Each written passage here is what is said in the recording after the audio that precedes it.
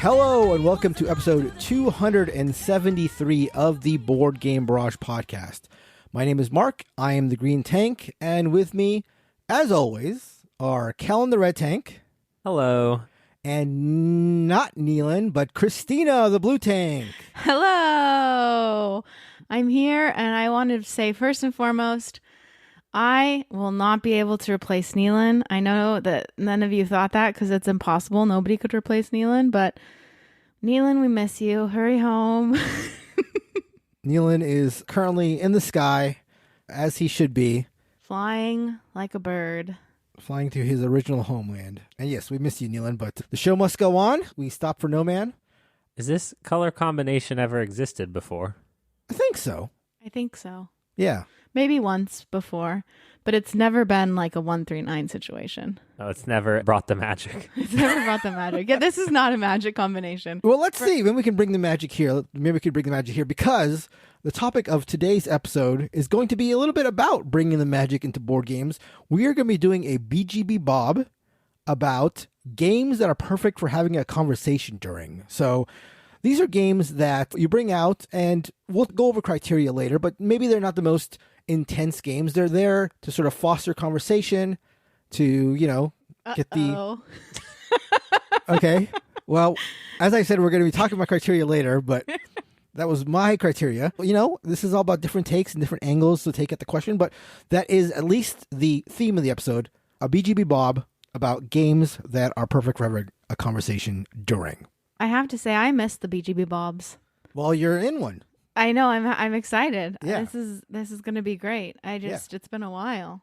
You're missing the future from like 30 minutes from now. Well, actually, it's like when a nostalgic. really clingy like girlfriend is like, "I miss you," and you're like, "I'm literally with you right now." Yeah, exactly. You can be like pre-nostalgic for something. You can miss something before it's gone when you know it's going to end. You know what I mean? Yeah. Yeah. Pre-nostalgia. Trademarked. Like the sub 100 episodes of this podcast. Nothing. Okay. Before we wallow in our pre-nostalgia or whatever we're doing, we're going to be talking about the games that we have played this week. Christina's going to start us off with Big Top. I will be talking about Autobahn. And finally, Kellen will be discussing Pollen. Ooh, Pollen. Interesting collection of games there. Christina, why don't you tell us about Big Top? All right, I will. Big Top is a game, an auction game, Mark. An auction game. Like them? Speaking your language. Big Top is an auction game by Taiki Shinzawa. And you might be familiar, Mark, with that name because do you remember a little game called American Bookshop? I do. Big Top is a pretty wonky auction game. It is about the circus, and it's kind of like crazy bizarro like the circus because a lot of times you're going to be making bids, like big bids, for things that you don't even want. Like you desperately hope bids. The player next to you, after you, is going to outbid you, because the reason you're doing this is because you are trying to complete the cards that are in your tableau. The way you get cards in your tableau is by winning cards in the auction. So once you do have cards in your tableau, you need to complete them in order to score them. Completing cards consists of using the coins, so the money that you're paying for the auction, you're also using that money to place on top of the cards that you're trying to complete by doing a very specific bid. For example, if I have a card in my tableau and it has 3 numbers on it, the number 3, the number 5, and the number 8, I need to make 3 bids. One that is exactly $3, one that is exactly $5, and one that is exactly $8. As soon as I make that bid, regardless of whether I win the bid, again, a lot of times I'm hoping I don't win the bid. I just want to make the bid so I can put the coin to cover that 3. If I cover the 3, 5, and 8, in this case, I complete the card, I get whatever either special bonus, special ability, or scoring condition it has, or just points. It goes into my scoring pile, and I save it for the end to score. So that's the whole game. The money is super, super tight in this game. And you're, like I said, you're also using your money to cover up these cards. Right. And a lot of times you have to make a really tough decision, like, oh God, do I take off one of the spots that I covered because I desperately want to buy this card, but I don't have enough money? So I really, really liked this. It's full of tough decisions like that. Another tough decision is, oh God, do I buy this card in the auction that I want, even though the auctioneer is Kellen, and if I buy it, he's going to get all this money. And so you kind of have to weigh up. It's a ton of like risk analysis trying to decide what is worth it, and there's a lot of interesting timing decisions. I just really, really enjoyed this game. Kellen, what did you think about Big Top? I think the interesting thing too is that if you make a bid with a number that's on the card that's being bid upon, the bank itself will cover up that slot. Okay. So if a card that you're bidding to put in your tableau for future bids has a 3-5-7 on it, if someone makes the bid 3 and then someone else makes the bid 5, the card is actually getting stronger because it's coming preloaded, right? It's like you're pre-gaming for the card. And so it's this tactical mess where you're looking at what your neighbors will want to bid and then what you want to bid and trying to bid whole numbers that help you but hurt them. Right. And similarly to like a no thanks, there were a couple times where I gotcha'd Neelan by bidding something that I knew he was going to bid something, and then I was going to get him. And, you know, like, so you're like send baiting. it around. You're baiting people because you're like, oh God, I know Neelan needs to bid a 4, so I'm going to bid a 3, and then it's going to go to Neelan. He's going to bid a 4, but there's also a 4 on the card in the middle, and so the bank covers that up, and then you have enough money when it comes back around to you to buy the now mostly completed card. Gotcha. Interesting. Really interesting. It doesn't perhaps feel as much like other auction games because your bids are so specific, and you're not just thinking about like how much money do I have and getting good value. There's a whole star system where you must have stars to win the game, so you can be disqualified from winning the game if you don't complete a card with stars on it. There are clowns that are sort of end-of-game scoring, 2 per this, 1 per that. Christina destroyed us in this game, and it was one of those cases where she drew this card. Okay, wait. Before you say this, because I know what you're going to say, another interesting decision that I didn't mention is that when you are the auctioneer, you draw a card, but you already have a card. So it's essentially like you have 2 cards to choose from, the card you just drew or the card from last round that you didn't use. Right. You are looking at these and deciding which one to put up for auction. So you can be holding on to something for a long time and then put it up for auction at the exact right moment, which makes it this really fun timing game, which now Kellen can explain why I was so good at the timing game. Yeah, so it's a semi-closed like economy, right? Whereas when you auction something off, if you win it, you pay the bank. Otherwise, people pay you. So money starts strong and gets hard to come by. And Christina just draws this card and is just like giggling.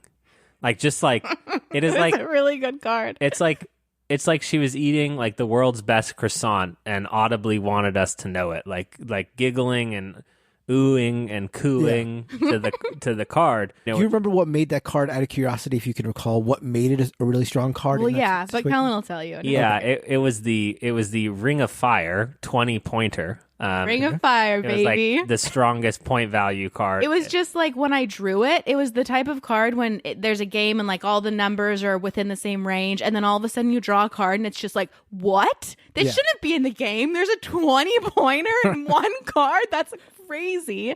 So of course I slipped it behind my screen. I kept on putting the average garbage cards out for auction, and then I waited until the perfect moment to put it up for auction.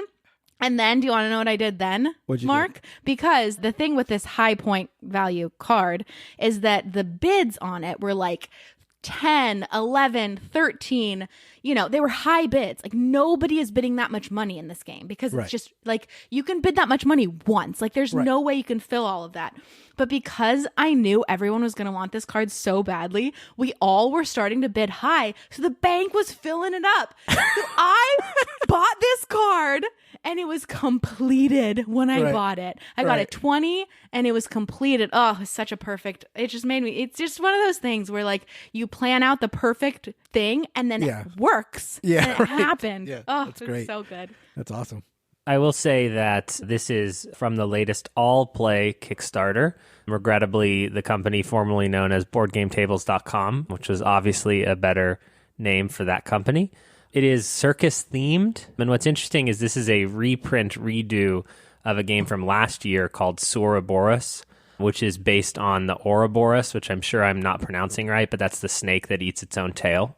And I find that theming just makes more sense. Like, the game doesn't really make sense if you have to understand why you're auctioning and what's going on.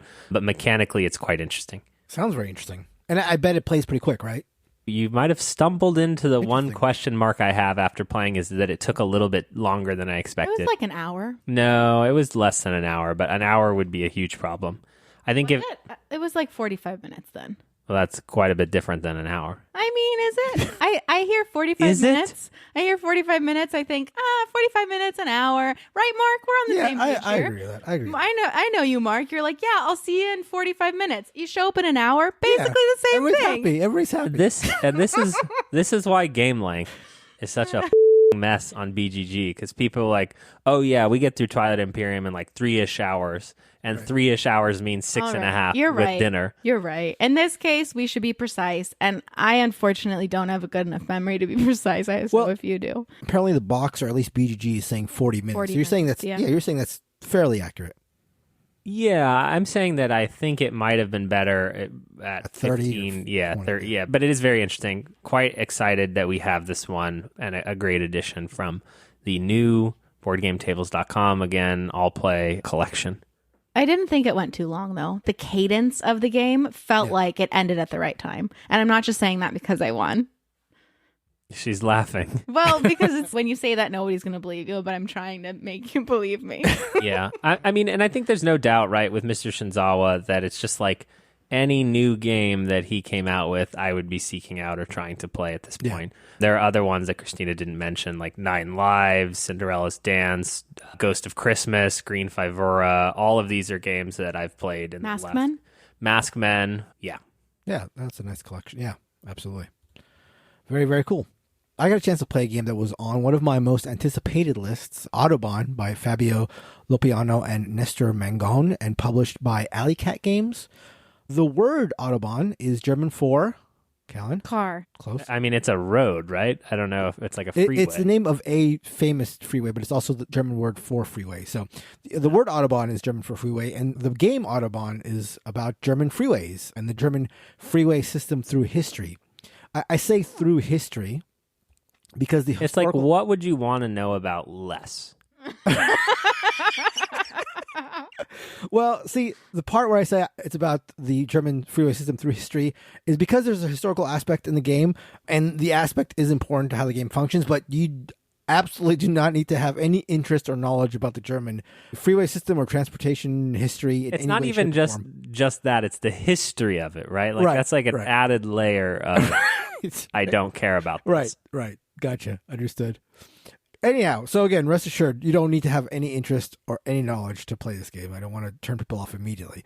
The way that Autobahn is played is over the course of 3 eras, and what you're doing through all of them is building up the German freeway system. The history part that I mentioned comes in primarily in this 3rd era, the final part of the game, where the German reunification of East and West Germany takes place. That's basically what the history is. It's basically in the 3rd era, the nation is united again, and this unlocks the East German portion of the board, which has been previously inaccessible and is a big chunk of the board, actually. And so it's like, that's all the history that you need to know. It's like this part of the board gets unlocked and you open up the entire country to building up the freeways. Anyhow, the way the game actually plays is a little reminiscent of both, I think, Lacerda style games, and the Lacerda comparison, I think, is a little apt because Autobahn is a heavy-ish game. It's much heavier, I'd say, than the designer's previous designs like Kalamala or Mer, for example, which were more clearly mid-weight Euros. And in addition to the Lacerda feeling, it's also, I think, similar to Brass. I'll get more into that later.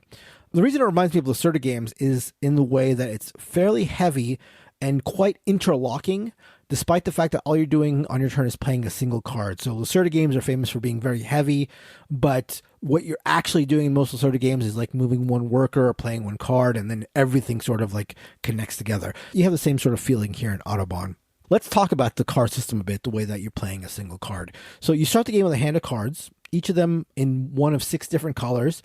each of the colors corresponding to a different, as yet unbuilt freeway in Germany. So you'll start with a black, an orange, white, teal, red, and purple card. And each of those colors matches a freeway that could potentially be built in Germany. And so on your turn, you're going to play one of your cards into one of 5 different slots on your board, each corresponding to a different action. And where you take that action depends on the card you played. So for example, if I'm going to take the build freeway action and I play my red card there, I build the red freeway. If I play the white card on the upgrade roads action, I upgrade the white freeway. So it's a very simple action selection game where the color you're playing into the slot you're playing indicates where you're playing. It's very clear in that way. Aside from those 2 actions regarding building out or building up freeways, there's an action that allows you to put out and load a truck. And the game comes with these really cute little trucks with flatbeds on them and the different player colors, and you like load them up with the goods when you play them out. And then after you... Like a toy truck? No, not quite. They're little wooden pieces, little meeply things, but they have like a little flatbed in the back where you actually like put whatever you're delivering. It's not like a Hot Wheel or anything, but it's cute. It would have been cooler if they were like little toy trucks. It would have been. That would have been cool. Like Although model trucks that people used to collect. Right. That sort of reminds me of one issue that I have with the game. This is probably a good place to talk about it. It's a really nice looking game. You know, there's a lot of colors because all the freeways have their own colors. And like I said, these little truck meeples are cute. But the board is quite condensed and it's sort of hard to read, which was one problem I had car crashes with it. Yeah, German inefficiency there. But a publisher that isn't normally doing this heavy of a game. Yes, that's right. Yeah, Alley Cat, right? But yeah, I'm like looking at the cover and I'm kind of like, I don't know if they've ever made something this heavy. They probably have, and someone will at me, but it's unusual for them, I would say. I think so. I'm actually curious to see. Let's take a quick gander here. Yeah. Board games by average weight, Autobahn is their number 1. Yeah. Tinner's Trail did a redo of Dice Hospital, Chocolate Factory, so those are much more midway games. So yeah, this is one of their heavier ones for sure. Anyhow, as I mentioned, one of the actions you could take is to load your trucks up. And then after you play a truck out, and this is sort of like a cool subsystem in the game, is you play the truck out, and your ultimate goal is to have the truck deliver goods to different countries that are connected to Germany. And the way that they actually move around the board is, once you place the truck out on the board, if on any subsequent turn you play a card out for whatever action, doesn't matter what action you do, but if your truck happens to be on the color of road corresponding to the color of card you played, then you move the truck. So, you know, you place the truck out, it's on a red road. Later on, you play a build red road action. Because I played a red card, you move the truck around. So thematic, yes, thematic, but also very integrated. I like the way that those are sort of interlocking. There's another action that allows you to build service stations, which are sort of building up the infrastructure of the system and give you bonuses whenever you drive by them or whenever your opponents drive by them. And then finally, the last action you can do is this action which unlocks spots on your board. So the unlocking of the spots on your board allows you to get bonuses, sometimes passive bonuses to other actions, but also each of these unlocks allow you to unlock a spot on this corporate promotion sideboard that you're trying to move employees up. So each of these employee tracks correspond to a different way to do end game scoring. And you want to move your employees up this corporate board to the top of the tracks to get the highest scoring potential. But you can only move them up if you have taken this key action to open up these spots. Interestingly, and this is one other sort of unique aspect of the game, all the end game scoring, all your scoring in the game comes from this employee promotion track. So it's like a very clear, focused place to know where your scoring is coming from and where your opponent's scoring is coming from. And although there's a lot of stuff to do in the game and a lot of like different ways to progress, it is not point salad at all. It is like, this is what we're scoring for. So I thought that was sort of interesting. So that's the whole Lacerda thing, the way everything interlocks. As far as the brass comparison, and this might be already sort of clear by the way I've described the game so far, there's a lot of infrastructure building and a lot of shared incentives in Autobahn. So even if you don't immediately benefit from taking, like, say, the building roads action, you'll want to build them so that you and your opponents can travel on them and maybe travel past one of your service stations to get more benefits. There's a lot of, like, doing things that, you know, maybe aren't only beneficial to you, but if you and a couple players can, like, sort of team up and build something, it's beneficial to everybody, sort of. And there's also a bit of pick up and deliver that you get a hint of in brass, but is much more pronounced here. What isn't there in the game? That's a good question because there's a lot in this game. There's action selection, there's tableau building, there is pick up and deliver. There's a lot of stuff going on. Again, very, very interlocked. So You like it? speaking of that, yes. So Lacerda and Brass and a bit of history, and it feels like a game I should love. And it's early. I've only played it a couple times so far. But I like it. I like how tight it is. I like the fact that different ways of scoring seem viable. I like the cleanness of the scoring. It's like all there, very clear. I think it's a really well-built game. I'm a little concerned about how static it is. The board doesn't change. And while thankfully, as I said, different ways of scoring will allow players to play in different ways, I feel like there are different avenues to success. And it is like an interactive game, and that helps with that as well. That said, like the middle of my second play, things did feel a little samey, a little bit like the first game. There's also the factor that while your engine does improve in this game, there is like an engine building part of it. It's very incremental as well. How long is it? Our first game went about 3+ hours. Second game was like 2.5, close to 3. So it is long. I think with more plays, it would get faster, but also it might get a little, again, samey. So there's a negative aspect to that. And again, there's this engine building, but they're incremental benefits. So you don't get crazy powerful. You don't feel like at the end, like you're doing crazy things. In a game this tight, you probably couldn't do that, but I think, it does sort of like take away from the difference in game to game. So anyway, all that said, I really do love the shared incentive aspect. I love how tough the decision to pick up your cards are, which is something I haven't even really gone over. Your hand of cards is really small, and once you play them to a spot, you can't pick them up unless you've either played out all your cards or you take a whole action to pick up your cards. It's another really, really tough decision. A lot to like in it.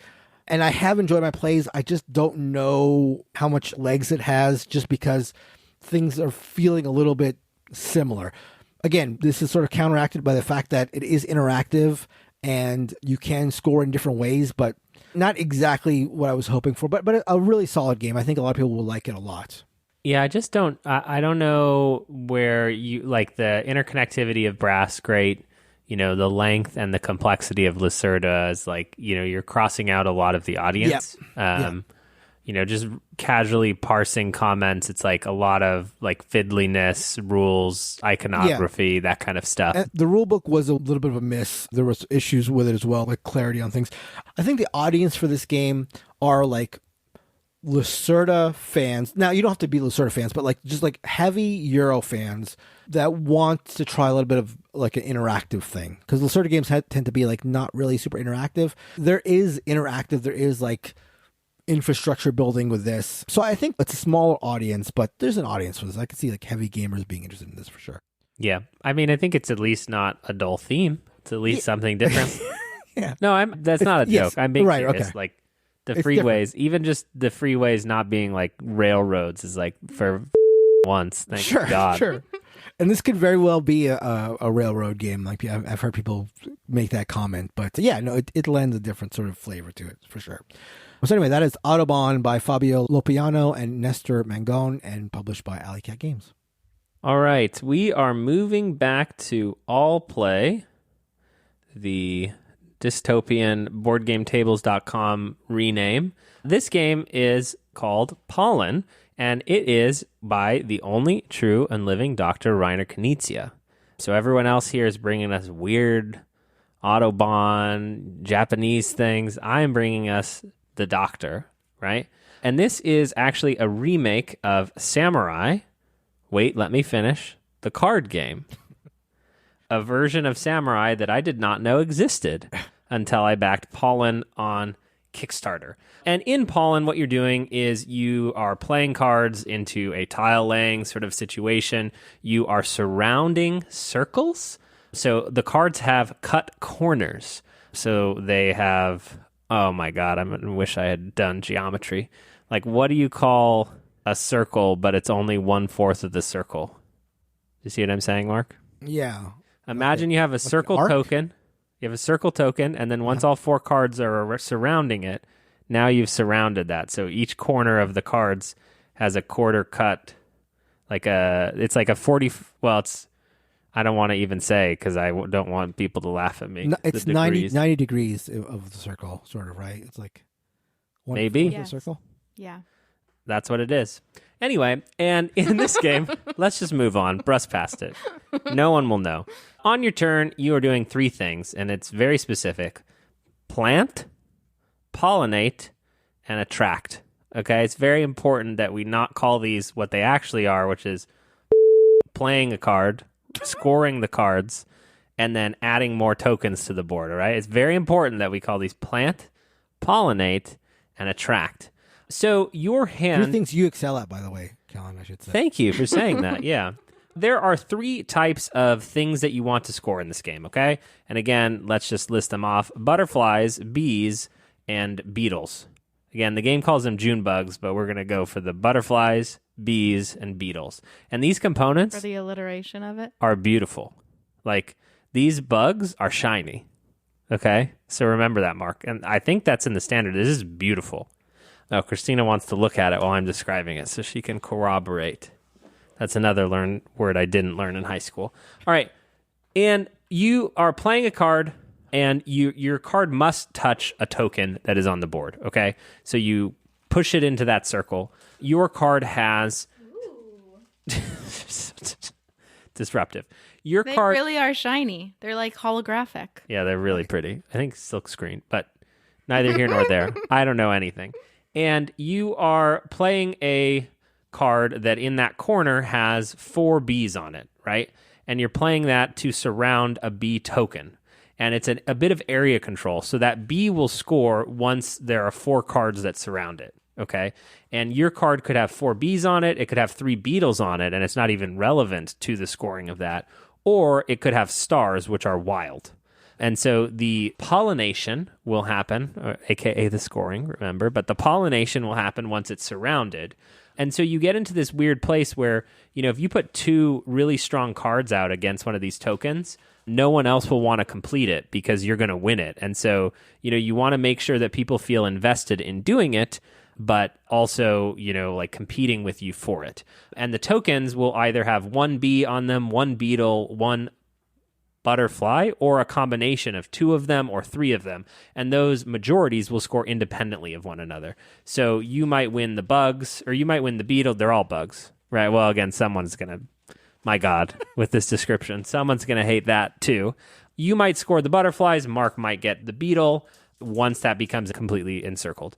And then the way the attract phase works, which is how you add new tokens to the board, is once there is a section that has 2 cards into it, so like a half circle with no token, you will place a new token into it. It's a little bit more nuanced than that because the token that is immediately next is visible, so you can use that on your turn to decide where it's going to go. In addition to that, if multiple places become eligible to be attracted to, right, something I'm good at, you choose the order in which that happens. So you have some say in how this goes. And then if the semicircle is your 2 cards, that does not, you can't attract yourself, Mark. That's in the rules. And then again, this sounds really simple, and it is. Well, I've probably butchered the explanation in so many ways, and we've got, corrections on words and whether things are bugs or not, and, sort of the dimensions and degrees of a circle. But the end game is actually the weirdest part, right? If a player is winning in 2 or 3 types of the bugs, they win the game immediately. Game ends, don't do anything with it, okay? And then, so let's say that doesn't happen. Any player who is not winning in a type of bug also is immediately ineligible to win the game. So you must have the most of one of the 3 Bs, okay? Bugs. Oh, thank you. No, I meant the 3 Bs as in the BBB.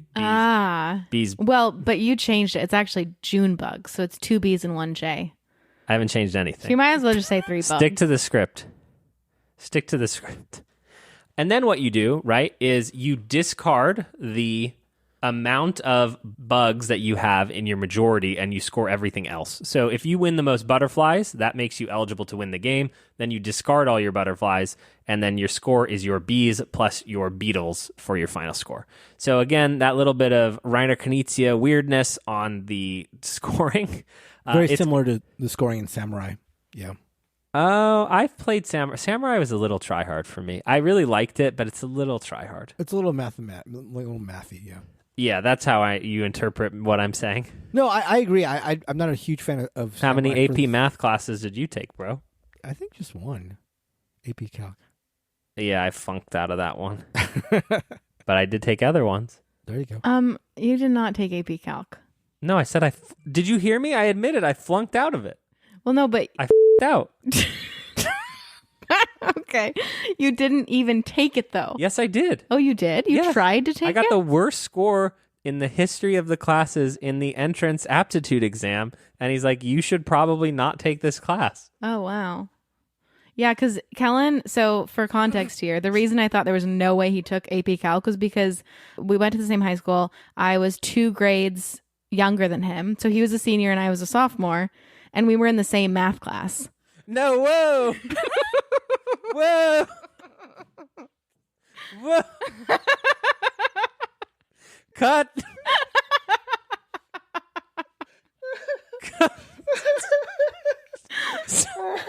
Stop laughing. Oh, God. What? Oh. That's a very true story. Oh, whoa. Oh, God. I'm going to bring us back to Pollen, and this is for you, Neelan. Yeah. The components are absolutely amazing. I have some of the upgrades here. This one just like is definitely a stunner, you know. So Pollen, I think, is good, not great. I would say Big Top definitely wowed me more, but it is beautiful. They did a great job playing it out, and it has more going on than you think. And in the 3-player game that I played, there was a lot of brinksmanship where I got ahead at the beginning, and the other 2 players started like collaborating in a very strong way to try to knock me out of it. I did enjoy the scoring twists. I think that people would have fun trying this, and it would not be disappointing at all in the weight that it's punching in the 30, 40-minute gameplay. This is beautiful. I just want to play it because of how beautiful it is. Yep, they did a great job. It's one of those ones, again, Samurai the card game, I don't think people were clamoring for it. In fact, I've never heard anyone mention it ever in the history of my board game career, but really enjoyable. Had a good time. I would love, to show it to you guys. Yeah. Cool. And that was Pollen from All Play. All right, so let's get into it. So this is the BGBBOB of games that encourage discussion, not necessarily table talk. We're not talking about that. We're talking about just conversation, right? That's the way you presented it, Kellen, right? Yeah, so the thinking here is, in my mind, you take the games that we played as children, like Hearts or Dominoes, again, and those could be on the list, frankly. But the games that you sort of are playing that facilitate people being together, but you're mostly just there to have a conversation with them. The game is a social lubricant, you might say. Right, except we don't have Neil in here.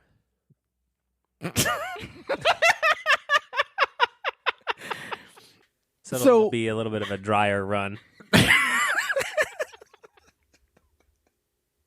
No response? No, I don't. What is there to say to that?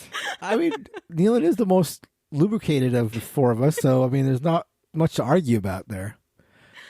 So I guess maybe we can nitpick different people's takes on it or different criteria as we get into the list.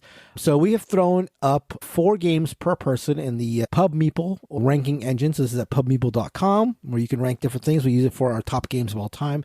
And there's going to be one-on-one battles. We will discuss them, as is our convention here. Each person will present their game and then we'll vote on them. First game to get 2 votes goes through or wins that battle. And again, to lock in your vote, most important thing is you have to say fire away. If you say fire away, your vote is locked and cannot be unlocked. You forgot to say, this is a PubMeeple exclusive. Use our discount code. Blue Tank is the best, and you'll get 10% off every purchase for the rest of your life on PubMeeple.com. That's right. Usually the ability to use PubMeeple costs nothing. But if you use my discount code, you get 10% off. Then you have to pay. That's right. But you get 10% off. That's right. That's right. Okay, so here we go. Ready. All right. So first that up, one was real. First up, we have a battle of, from Christina, Delt/Krass Kariert, or is it Kariert, whatever it is, versus from Kellen, Boast or Nothing. All right, it's been a long time since I've done a BGBBOB. Here we go. We are talking about the game called Delt, previously known as Krass Kariert, or however you say it in German, I think. This is a wonderful game that we've all talked about a lot. Delt/Krass Kariert is a trick-taking game in which you pick up what you're handed and you are not allowed to change the order of your cards. The fun, silly, funny thing about this game is there's only one loser. And the reason I think it encourages some fun talk is because it is... Okay, wait. Before I say that, I just have to give the disclaimer over this entire topic that was assigned to us, which is, I think honestly, truly, I am too competitive to ever completely have a conversation during a game. And there's always an element of me being like a little bit unable to participate in any conversation, because even the lightest game or like the game that allows for the most conversation, I still like desperately want to win. And so I have a very hard time just like chilling out and talking while playing the game. So that's the disclaimer. I'm with you. Yep. Yeah. Clearly a Kellen topic. Okay. So now that disclaimer's out of the way, I do think that you can kind of have conversations during this game because it is, you know, it's a little lighter. It's very playful. It does devolve, I will say. Once one person has lost one of their tokens, one of their life tokens, the conversation completely revolves around like smashing that player and being like, get him, kill him. So that might be only at our tables, though, to be honest. But it's possible. Yeah. It's possible. If you keep talking, you might unsell your own game here. So just I know, but honestly, I'm convincing myself that yours is going to win because the more I talk about it, the more I'm like, man, all right, Mark, I just can't do any conversation during any game. You want to hear about Boast or Nothing? Let's do it. Tell me about it. Boast or Nothing. So to me, quintessential here, right, is the trick-taking genre. This is a genre where you have a hand of cards, time is passing, you're throwing out cards, you win some tricks, you lose some tricks, but you're happy because you're surrounded by the people you love. Oh my God. Which is all you need in life. And Boast or Nothing has just enough twist, just enough, it's not too much. You know, you can talk about these more crazy, complicated trick-taking games that we have been playing recently with the resurgence of trick-taking. But I think Boast or Nothing hits at the exact right weight to be interesting enough to participate in. This is one that we used at conventions when we have downtime to just sort of play a game but feel like time is passing. That is why you should vote for Boast or Nothing. Fire away. Can you remind me real quick, 10-second Boast or Nothing, what the twist is on it?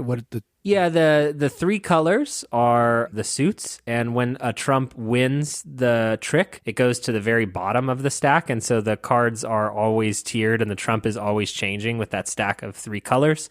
In addition to that, you either trying to win no tricks or a very specific amount of tricks and nothing in between. That's it. Christine, what are you voting for? Oh, you want me to vote? You want me to vote against my own? Well, if you're going to vote against your own, there's no decision for me to be made. I want to see where you're going with this. Oh, I see. Well, I have never played the aforementioned Boast or Nothing. Kellen does a good job of selling things, so it does sound like it's going to win. But I'll just say, Mark, just think about all those hours we spent sitting around the table, picking up our cards and not being allowed to reorder them. And you know, it just feels good to play that game. And you know what is good for feeling good is having conversations with the people you love who are surrounding you. I also have not played. So you're going to fire away on Delt? I'm gonna fire away on Delt. Okay.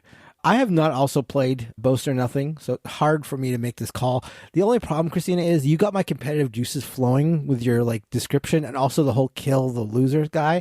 So that maybe also got my like focus in on again winning. So I'm gonna go Boast or Nothing on this one. Fire away. Boast or Nothing wins. Next up. Right. Okay, we've got Twice as Clever. Whose is that? That'd be me. Christina, and I have Codenames. Ooh, good matchup. Very good matchup. So I brought Codenames in, and I think one thing that is, I think, a detriment to a lot of games works on this topic, and that is downtime.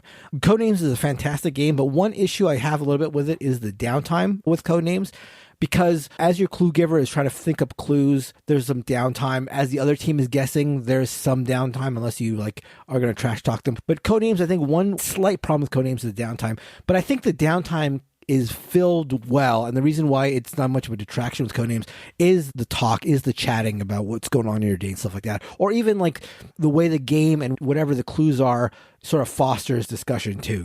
If somebody brings up clues like video game 3, you're looking at the words, but also it may foster a conversation about games you played or whatever. So for me, again, a thing that I don't like about Codenames allows for discussion, so that's why I brought Codenames in. You make very good points, Mark. Thank you. And I want to say that the first point, which is that downtime is normally bad, turn turtling is normally bad. In this case, in the topic that we're discussing, it actually allows for some conversation for some games. And Twice as Clever is one of those games. Twice as Clever is a roll and write. And when other people are taking their turn, there are so many options. There are so many options. And then once you start getting your re-rolls and your take things out of the dish, you just get even more options. So it is a game where some people can take a little longer when they're trying to take their turn. But it also is one of those games where you don't really mind because you are just kind of having a good time and chit-chatting. The other people around the table are talking. That out of the corner of your eye, you're paying attention to what they're doing because you really are secretly hoping that they're going to put that blue 4 in the dish and you're going to get to use it because there's a little bit of participation on everyone else's turn. But it's not so much involvement that you can't have your own conversation around the table. And that is why I'm going to fire away on Twice as Clever. All right. I assume you're firing away on Codenames, Mark? I am, yes. Okay. The issue here, right, Mark, is that there are things to think about when it is not your turn in Codenames, right? Because if you're giving me these bad clues, right? It's right. Philadelphia 4, and I get 3 of them easily, and then I miss the last one. I'm going to be spending the next 5 minutes going, what the was he thinking? Where's the last Philadelphia on this board? And then I'm not going to be able to converse. Rocky. Why I'm not going to be able to converse with people. Yeah, because you think stairs is going to immediately get me to Philadelphia. You idiot. Okay? So, obviously, Twice as Clever. Fire away. Okay. I think I made a good argument in his defense.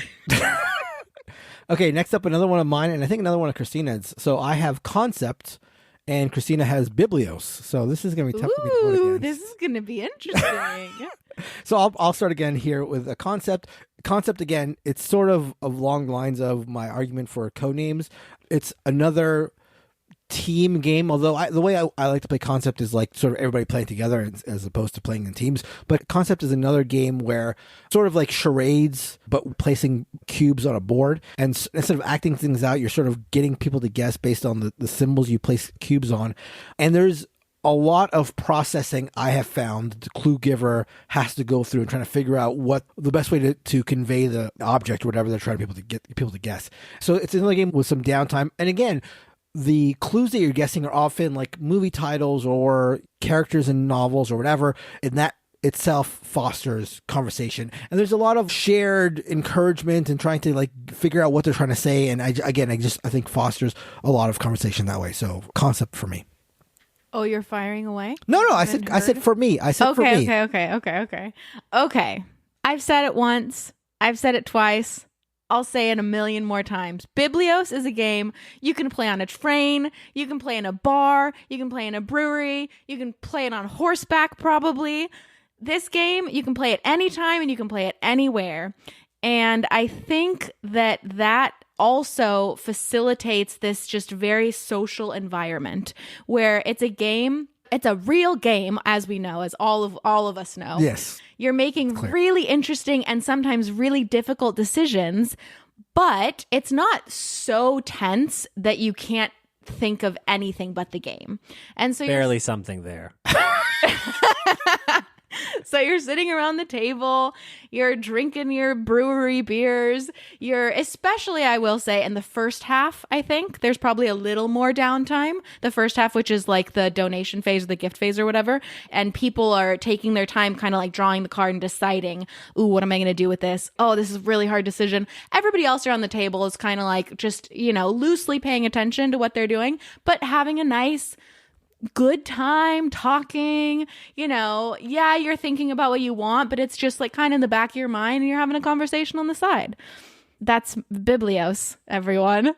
We don't even need Mark to vote on this. Biblios, fire away.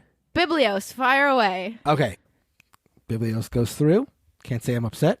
Next up, I think it's another Christina versus Mark here. This is Coloretto, which I think was a Christina game. Yes, Coloretto, that's me. And I brought in Dixit. So I guess I will start this one again.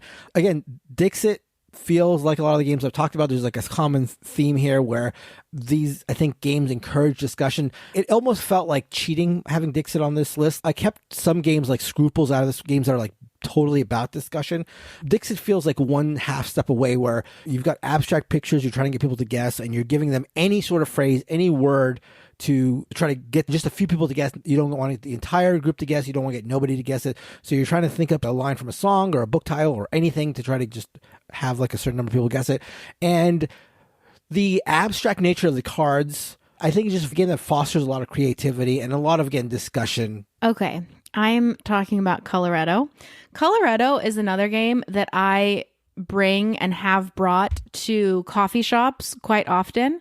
It's a really nice game to break out, even with brand new players. It's super easy to teach. Even people who aren't gamers pick it up really easily. And even if you are a gamer, it's fun to replay and replay and replay. But it is simple enough and kind of intuitive enough that you can be invested in the game and playing while there are still a lot of distractions going on around, and while you're having a conversation with the person across the table from you who's playing with you or with other people around the table. So this is I guess this is kind of a similar argument for Biblios, but I feel that I can have even more of that with Coloretto even than with Biblios. I think my argument against Coloretto would be, and I think this is one thing that kept some games off the list for me, is a game that moves too quickly is tougher to like foster conversation with. So there were some games that I thought were like, because I don't think you want a game on this list that is too heavy, because it's just like you're going to be spending too much time focusing on like how to play right. But I think if it's light, that's great. But if it's light and fast, you almost don't have enough time to really talk. So that's what kept Coloretto off the list for me. That'd be my argument against Coloretto. So I'm going to go Dixit, fire away. So, okay, this is the problem with Dixit, right? Is the quality of the conversation, right? Anything that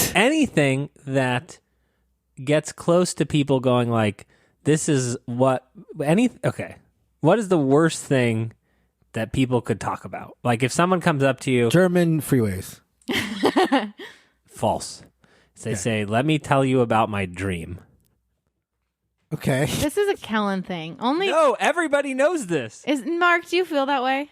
I get it. I have heard, and I do get the argument, but I don't think so. How does that apply to Dixit?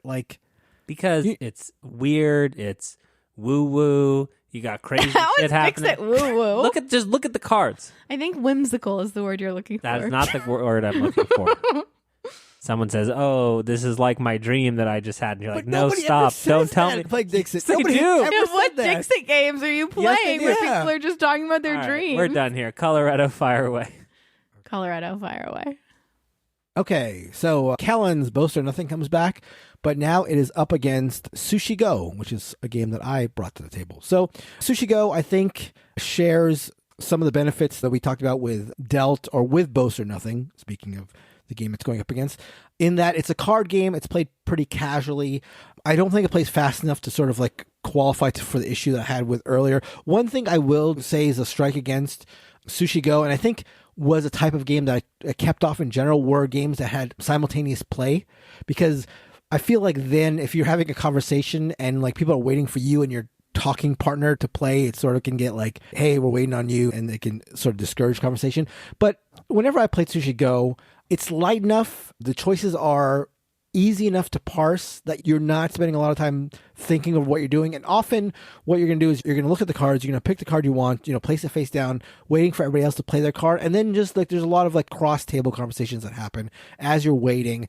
And it's a light enough game where even if you realize, oh, people are waiting on me, like making your decision isn't going to be hard either. So that's why I picked Sushi Go. I think the simultaneous play is a question mark for me. Again, we're going to get destroyed by the internet when you idiots vote for Sushi Go over Boast or Nothing, which is like a bona fide. Like it's bona fide. Right. Bonafide by who? Just in general, it's bona fide. Okay, gotcha. And I kind of disqualified games where the conversation was about the game itself to some degree. Again, which is not an argument I've made thus far, but in Sushi Go, oftentimes I'm like talking about sushi. Yeah, what are you talking about? Who are the people you're playing with? Where you're talking not about your sushi. dreams and Dixit and Sushi Go. Not sushi. I'm saying where you're like, Mark, if you take the wasabi, I will kill you. Nobody does this. I've done it to you. You're just playing with some weird people. That's so rude. Okay. Telling you your dreams. Sushi Go for me, fire away. Boast or Nothing, fire away.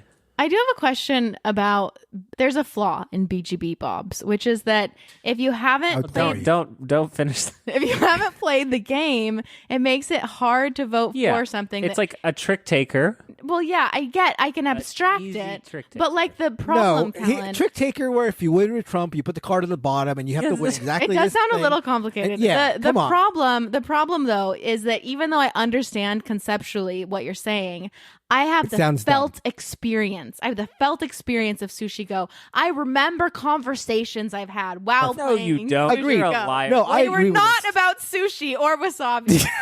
Sushi Go, fire away. Thank goodness. Finally, some clear-headedness. Okay. Now we have Kellen versus Christina with Twice as Clever coming back versus Kellen's offering of The Mind.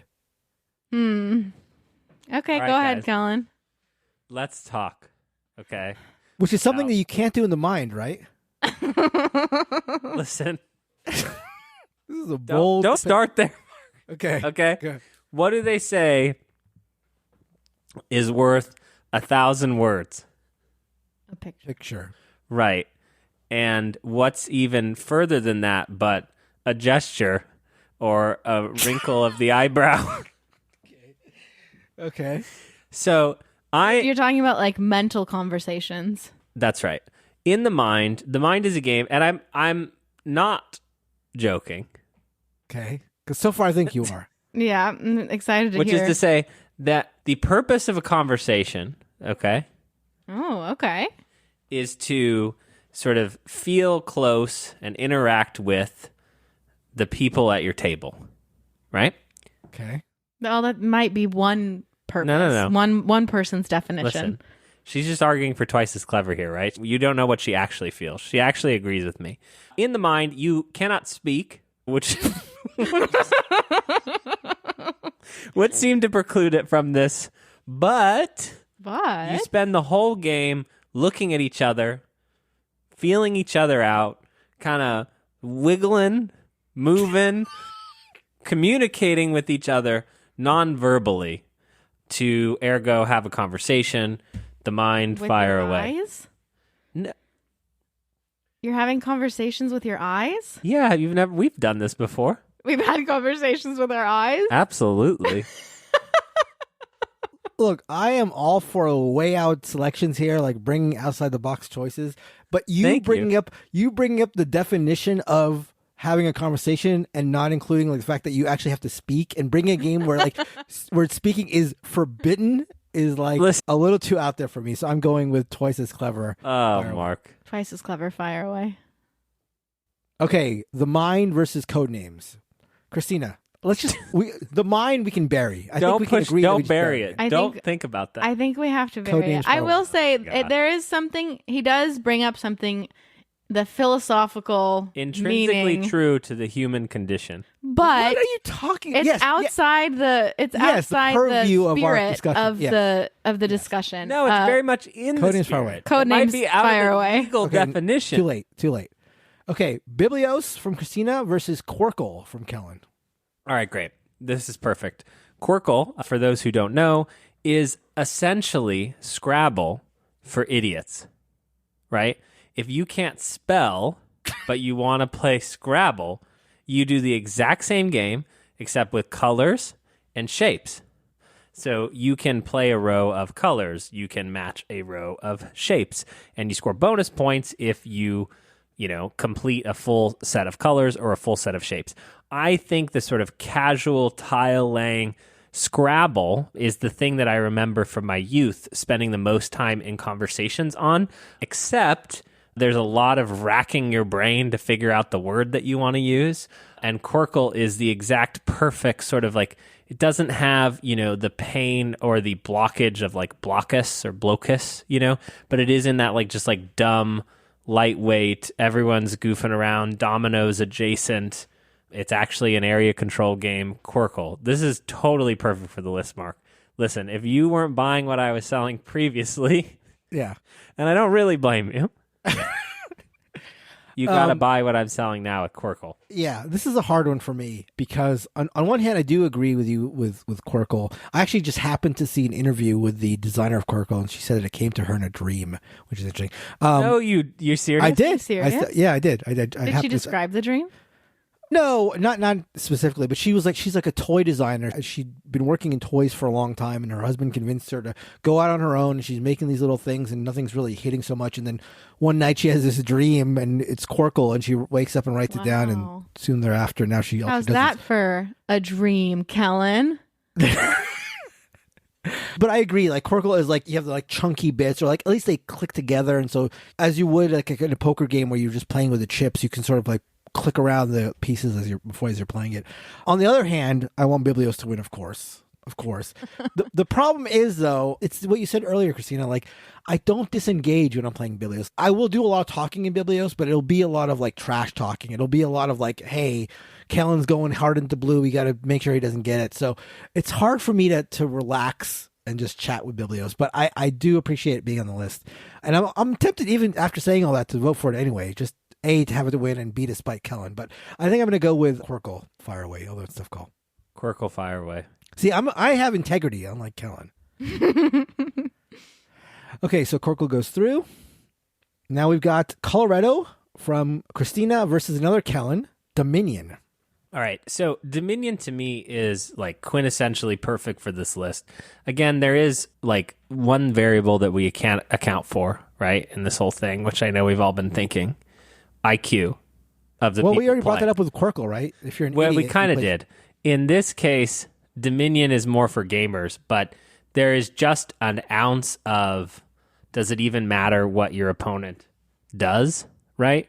Like it does matter in some combinations, but for the most part, the game playing is like this rote sort of shuffle. You're constantly shuffling. It's barely a game. It works better. Well, it's not. Pause. I got ahead of myself with that sentence. It's a fantastic game. I love Dominion.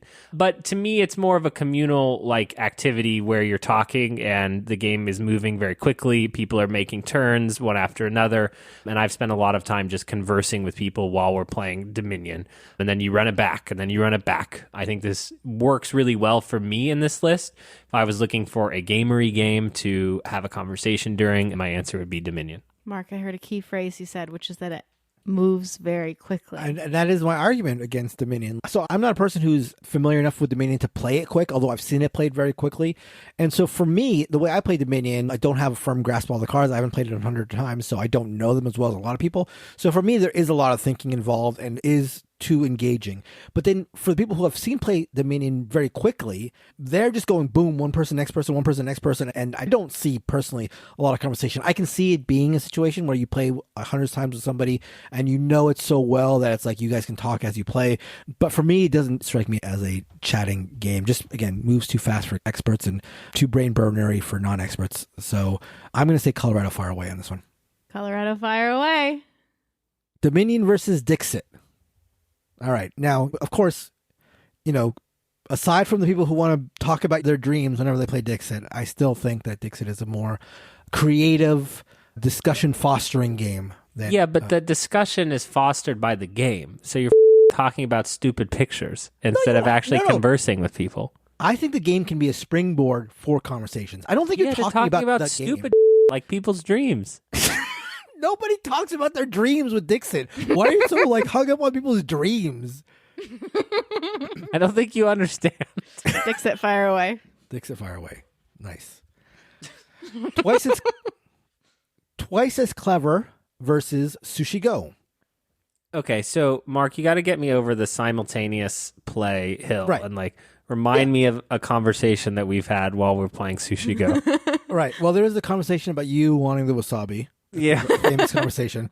I do think simultaneous play is a negative for this, but again, I just think Sushi Go is so simple that, again, even if somebody was holding you up and you said, "Hey, Nealon, you're up. You haven't played your card yet," like he can just look at his cards and play it, and it just feels like a casual, like sort of like Hearts or something, where you just have a hand of cards and you're picking one, and you're passing the rest of them. Scoring is not too complicated.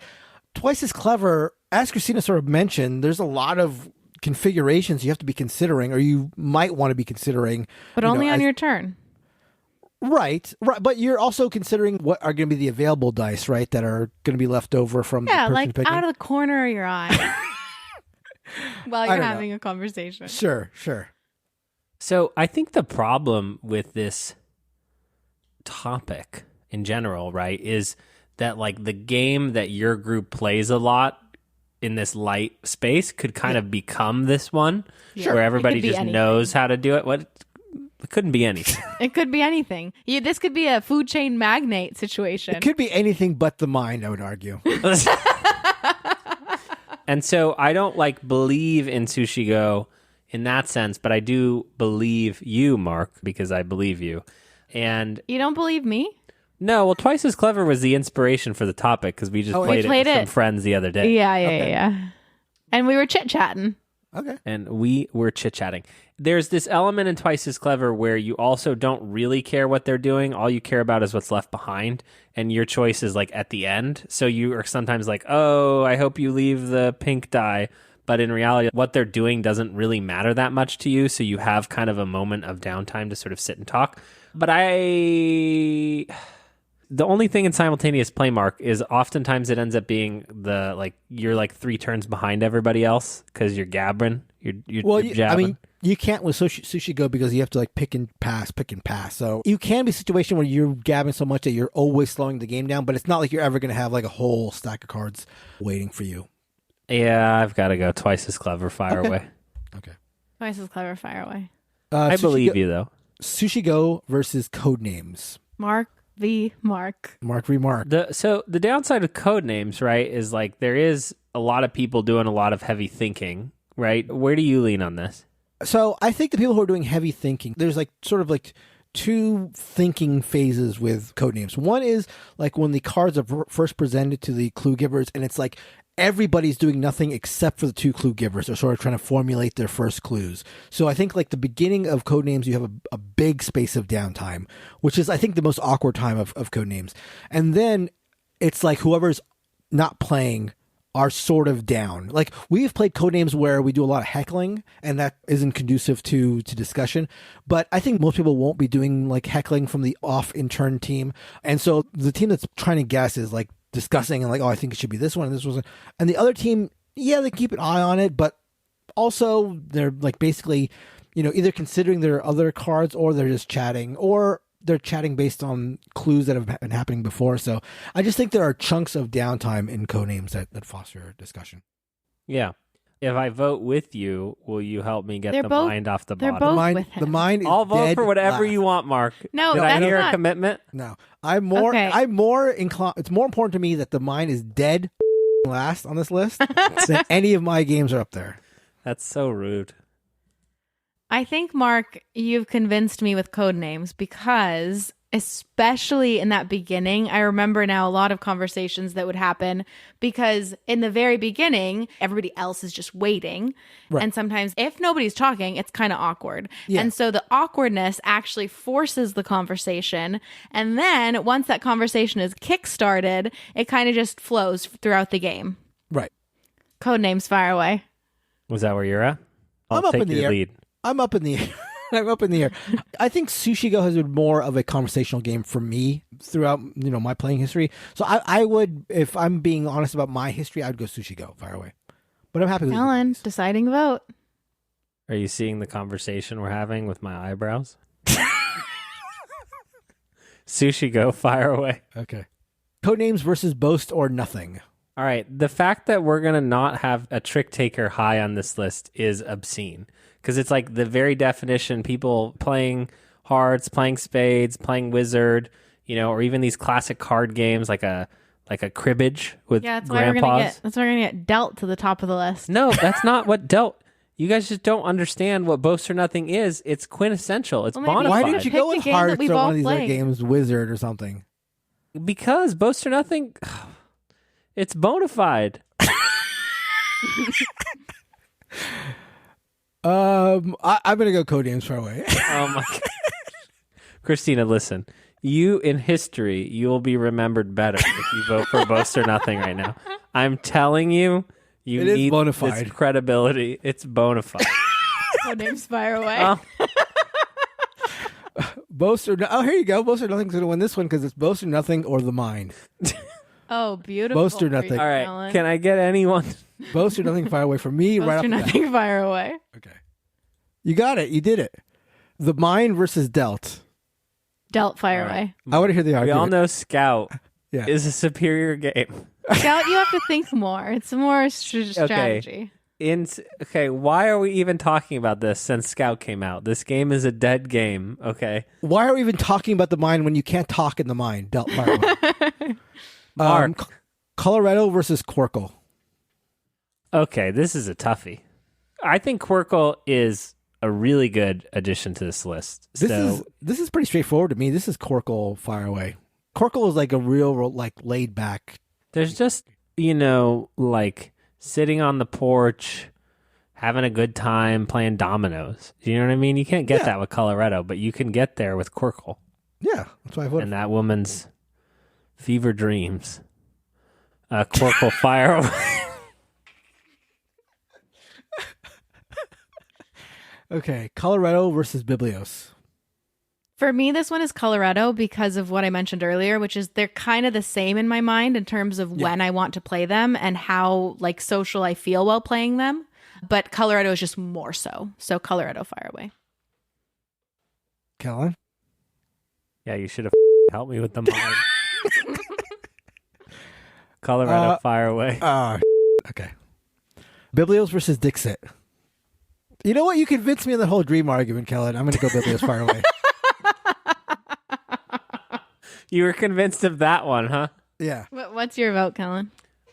I just don't find that Biblios lives up to like the first half of the prompt, which is like a board game that you'd want to be playing. Dixit fire away. I think you just forgot because I think what happened with you and Biblios, Kellen, is that long ago you got tired of Mark saying it was his favorite game, and so you're just like, I'm never playing this game again. And I think you need What? to. I think you What need to be. happened? You need to be reminded of your boyhood joy. I played Dixit Biblios. before Mark was no, born. Biblios. I'm talking about Oh, Biblios. sorry. I played Biblios before Mark was born. I think Mark was born before you. Biblios, fire away. Biblios goes through. Okay, we have Dixit versus Concept. So these are in the same genre here. Concept is better. I'm trying really hard to remember Concept, and I think for me it's Dixit, based on my memory. Again, Concept has a player that can't speak. So Right. if you idiots are talking about the mind, okay, someone is not A involved player in that can't speak versus the entire game is about it's explicitly about not speaking. Dixit fire away. What did you vote for, Christina? Dixit, fire away. Okay. Concept versus Dominion. I think you guys are doing Daddy Vaccarino like not a solid here. Dominion won the Spiel des Jahres. Okay.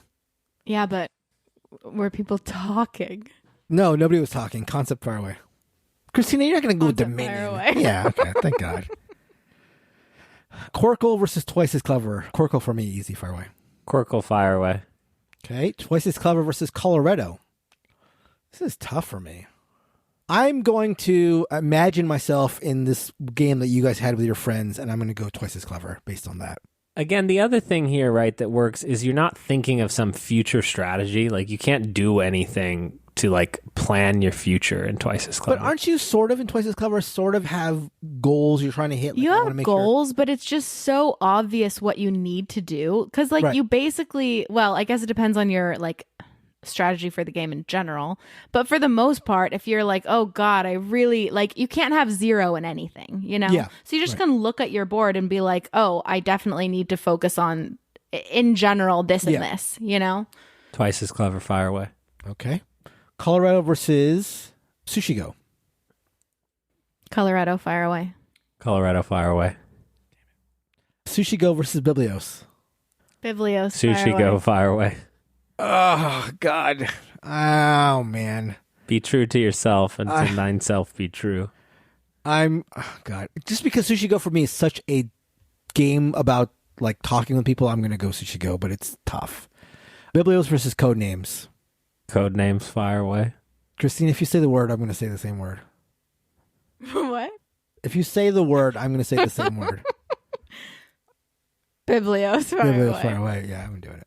Codenames versus Dixit. I still can't get over Kellen's people talk about dreams playing Dixit comment. It's the cards. I know, but nobody ever talks about their dreams when they play Dixit. Like, no one's this ever reminds played me of Dixit last with night. you, apparently. Right. This reminds me of last night. Like, there's a picture of, like, a dog with a top hat on, and in Kellen's game, somebody's saying, oh, yeah, I remember dreaming about that. How does that make more sense than the woman who invented Qwirkle? For me, on this one, tough. I'm gonna go Dixit on this one. Fire away. I'm gonna go Codenames on this. Codenames, fire away. Okay. Dixit versus Boast or Nothing.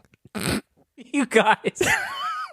Again, we are going to be mocked. Okay, good thing we already won the Golden Geek. I think Dixit isn't that high in general on this list for me, so I think you might be able to sway me. Yeah, Kellen. Boast or Nothing, fire away. Because I'm thinking of a trick taker, even if it's a little That's complicated. That's fair. Boast or Nothing, fire away. Okay. Dixit versus Dealt. Dealt, fire away. It's a card game. Dealt, fire away. Okay. Dixit versus the Mind. All right, Dixit has been falling, but it won't fall anymore because there's no chance. Dixit, fire away. Okay, there could be a chance. Why are you really going to vote the Mind? Christina. Yeah, of course, he's going to vote for it. The Mind, fire away. Dixit, fire away. The Mind versus Concept. Concept, fire away. Concept, fire away. The Mind versus Dominion. Oh, I'll give you a vote here if you want it.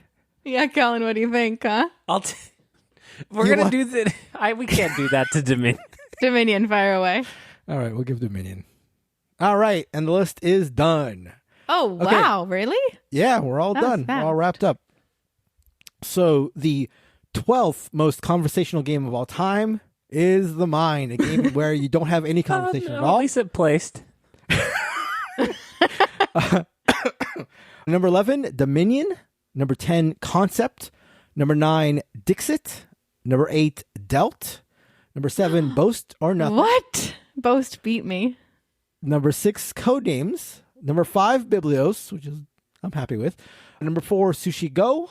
Number 3, Coloretto. Number 2, which is fitting for twice as clever. Ooh. And number 1, from the dream itself, a game birthed from a dream, Qwirkle, the number 1 conversationally. Do you feel vindicated, Kellen?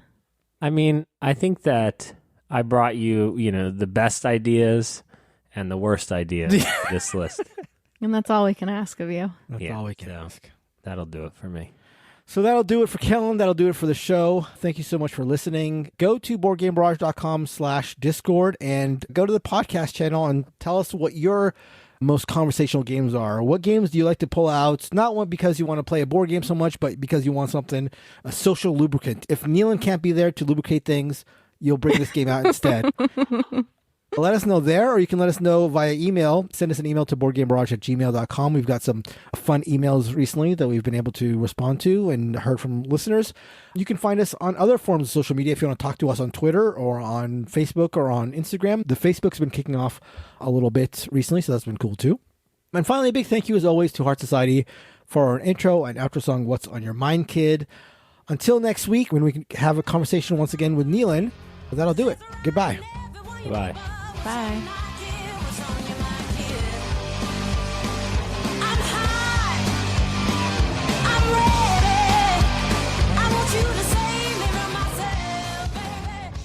Hello, this is Kellen on microphone number 1. Get this. Hello, this is Christina on microphone number 2. Washington, D.C. I'm here reporting on the horrible events that have just occurred. And What? So There's been a death? I'm here with Professor Mark, and I'm hoping he can shed some light on what in the world has just happened. There's bodies everywhere. Why are you guys laughing? My thing here. That was not what I expected from Professor Mark. Just gotta Yeah, tell people the truth. Thought he could keep it a little more cool, calm, and collected. Yeah, I thought he was going to give us some science, and The public deserves to know the truth. he just wants everyone to panic. There's been an earthquake. Okay. What you may have just experienced. For any of you in Washington, D.C. wondering,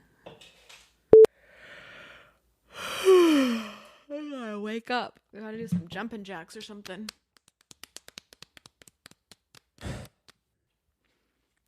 Okay. Excuse me. Okay. Were you doing jumping jacks? Yeah, I gotta wake up.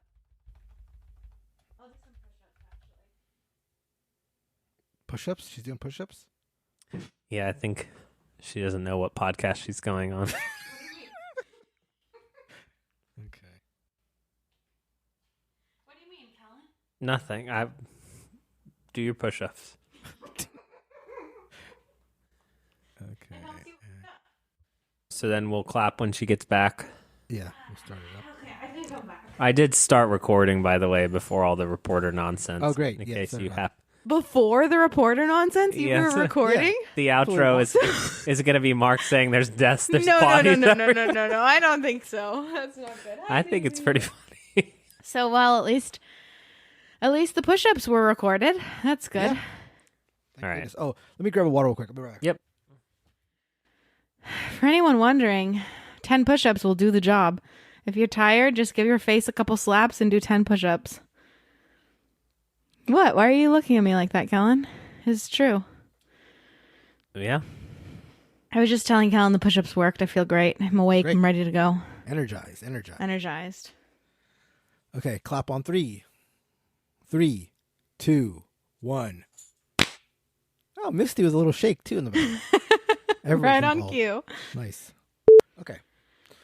Oh, I gotta catch my breath before we start. I'm a little out of breath. Man, push-ups are not good for wrist pain. Yeah, I don't think that's usually doctor recommendation. Well, what are you supposed to do if you have wrist pain? What's the alternative to push-ups? Yeah, it's true. I can't think of anything else. That's a Really? Are you natural being thing. serious? Yeah. No, not at all. Oh. Why would you think push-ups if you have wrist pain? It seems like the last thing you'd want to do. Well, what's a full body exercise like a push-up? Is that a full body not exercise? Well, no, it's not full body, but it's like your abs and your arms and You your want to shoulder- immobilize your wrist, right? What? Are you talking about to get rid of the wrist pain or exercise you can do when you have wrist pain? No. I'm just saying an Oh. alternative Just like exercise. what about a sit-up? Well, but that's not the same as a push-up. What about your pecs and stuff? I think your pecs. I think you're still working stuff out. Or you could like do a little twist. You're as not. You think you're working your Okay, pecs in a first of all, sit-up? your argument is like to go with putting all your weight on your wrist, like literally using your body weight to like push up off of your wrist that's in pain. Well, I feel like I'm sit-up is a clear. I better think choice. there could be some creative solutions. For example, you could do a push-up on your fists and keep your wrist straight, and then it won't hurt your wrist. I don't think that's. But that makes the push-up a lot harder. They have those things that you hold Yeah. that change the angle of descent. Yeah, I might need to get some of those. Oh, actually, I think I did buy some of those. I just forgot about them. till Yeah, you said that. she has this habit of like buying me exercise stuff when she When she needs it, yeah, it's like a subtle message, you know, I want this, but also you should use this. right? It's a win-win. Yeah. Okay, here we go. Ready? Yeah. Sorry, 1 second. Is this bothering you? Yeah. Okay, sorry, 1 second. No problem. Won't happen again. He's like a teacher. My phone was vibrating and he was giving me this look. And I'm like, uh-oh, teacher's mad. No, you just get rid of the noise. I did. I said it won't happen again. Teach. I'm Teach. nostalgic for the days before cell phones. Oh, I thought you were going to say I'm nostalgic before the days when Christina was on the podcast. Okay, where was I? American Bookshop. Speaking of that, yes. So Lacerda and Brat Holland. Chloe's about to jump off here. 1 second. Don't do it, Chloe. There's already been too many deaths today. Describe your game, and then I describe my game. Oh, what are you doing? I was looking at Boast or Nothing on the shelf. Scared me. He did this thing where he started looking behind me. Like, I know there's a camera, so I should be able to see, but he started looking behind me like the way you would look if like a monster was walking up. That's the face he had. I was scared. That's why I said, "What are you doing?" Okay. All right. It's been a long time since I've done a BGB book.